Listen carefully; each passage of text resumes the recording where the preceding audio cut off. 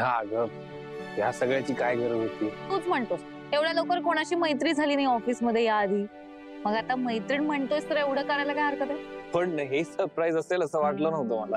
अरे नाही, एक सरप्राईज नाहीये. थांब रे, तू कळेल तुला. अजून एक मला ना आजकाल सरप्राईजची फार भीती वाटते. का? ते जाऊ दे.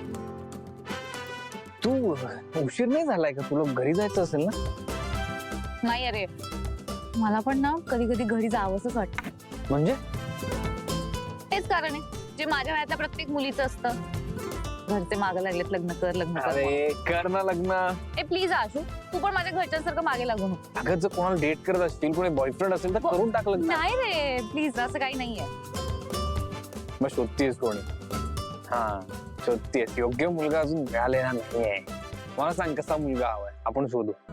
बघ माझ्या अशा मुलाकडनं काही फार अपेक्षा नाहीये, पण हा मला ना अशू फॅमिली हवी, म्हणजे जॉईंट फॅमिली हवी आहे. म्हणजे अरे लहानपणापासून ना मला अशी फॅमिली कधी मिळालीच नाही. म्हणजे लहानपणी बाबा जॉबला असायचे बाहेर, त्याच्यामुळे वर्षातून 3दा किंवा 4दाच आमची भेट व्हायची. आणि मग मी मोठी झाल्यावर आई बाबांचा डिवोर्स झाला. Sorry to hear that. अरे नाही, इट्स ओके.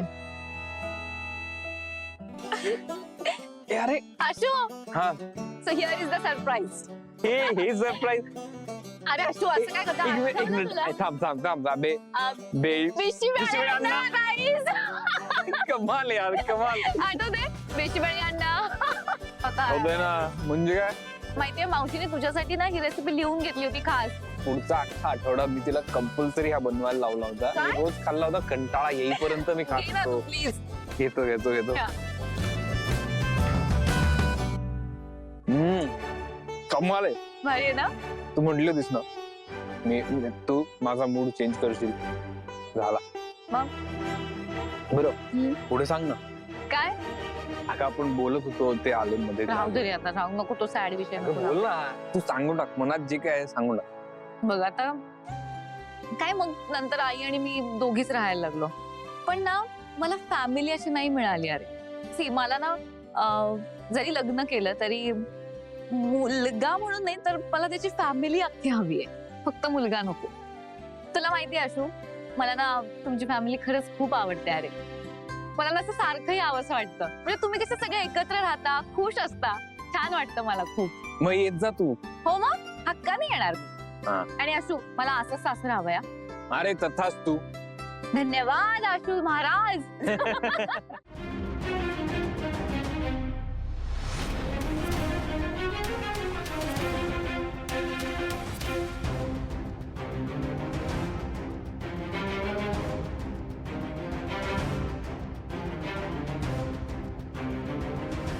बाप रे, हे तर खूप पैसे आहेत.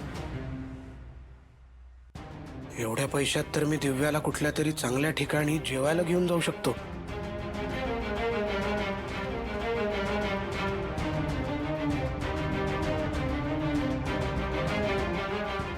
नाही, शिवाने मला तिच्या गॅरेजवर काम करायला ठेवलं. तिने विश्वास टाकलाय माझ्यावर आणि तिच्याच गल्ल्यावर हात. नाही, हे योग्य नाहीये. नाही, पण दिव्याला जर खुश करायचं असेल तर पैसाच हवा.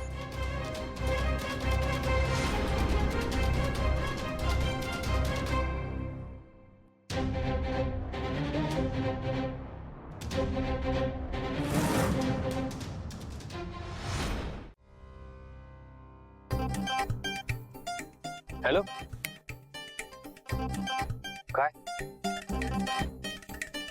मेकअप करते. अरे वा, ऐक ना सिरियसली. काय तर काय गाडी खराब झाली ती बघतेय. कशावर ना फॉल्ट आहे? तुला माहित नाहीये का? मला गाडीचा आवाज ऐकून कळते की गाडीत काय फॉल्ट आहे की नाही. वा, तुला काय वेगळं सांगायला पाहिजे? आपली अख्खी लाईफ गाडीशी खेळण्यात गेलीये. आवाज ऐकून कळते की गाडीत काय फॉल्ट आहे.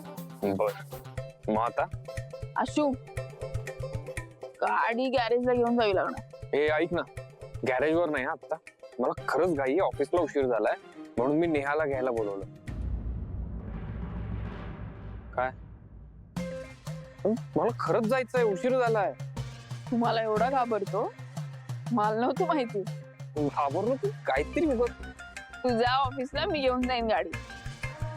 थँक्स. ऐक ना, सांभाळून. हो क्वीन आहे ती.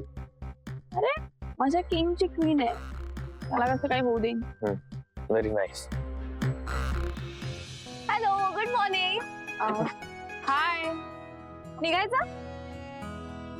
चला निघूया. चलो चलो, बाय शिवा. बाय छकुल्या. एक मिनिट शिवा, तू काय म्हणाली सध्या? छकुल्या. चला निघूया. एक मिनिट थांब रे. तू आशूला चकुल्या म्हणालीस का? हा प्रेमाने. शिवा एकदम डेंजर आहेस तू. पण मला आवडलंय हे नाव, चकुल्या. काय रे आशू, मला का नाही सांगितलंस तू? काय माहिती. अगं तो आहे ना सगळं मनात ठेवतो, काहीही सांगत नाही. तू मला विचार ना, मी सांगेन. आणि हे नाव मीच पडलं, छकुल्या. हो. चला चला, उशीर होतोय. चकुल्या. अरे बापरे. ना मला असं वाटतं आजपासून मी तुला चकुल्याच म्हणेन. मलाही फार आवडलंय. चला. शिवानी सगळं तुझं नाव ठेवतंय ती म्हणते ना पण. चकुल्या.